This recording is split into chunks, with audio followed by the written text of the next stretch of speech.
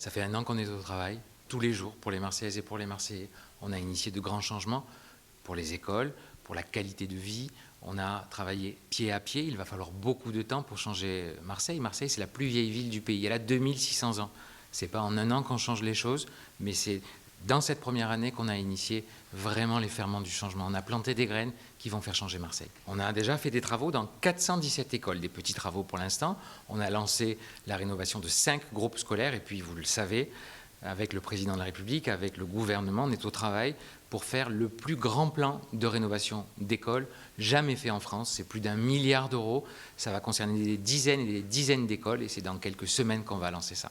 Alors justement, dans quelques semaines, quand est-ce que le président de la République viendra annoncer ça d'après vous? Ça, il va nous le dire, mais probablement pour la rentrée. Je trouve que ça aurait une belle signification de venir faire la rentrée à Marseille et d'annoncer aux petites Marseillaises et aux petits Marseillais qu'on va rénover leurs écoles.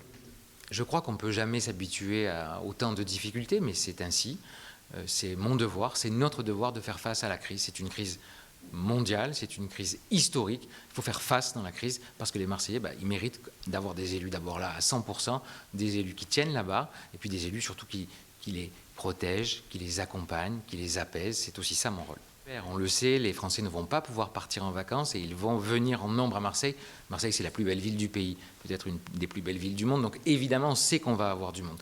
Et moi, je ne voulais pas et je ne veux pas qu'on revive ce qu'on a vécu l'été dernier. Ça va être difficile, il va y avoir beaucoup de monde et c'est pour ça qu'on a fait le choix d'apaiser le Vieux-Port, de le piétoniser, d'y mettre des activités. On va mettre des brumisateurs, on va faire des concerts, il va y avoir des activités, il va y avoir aussi un marché artisanal, il va y avoir ce genre de choses. Et tous les soirs, on va justement redonner, et tous les jours, aux Marseillais la possibilité de se promener, de faire du vélo, de déambuler sur le Vieux-Port.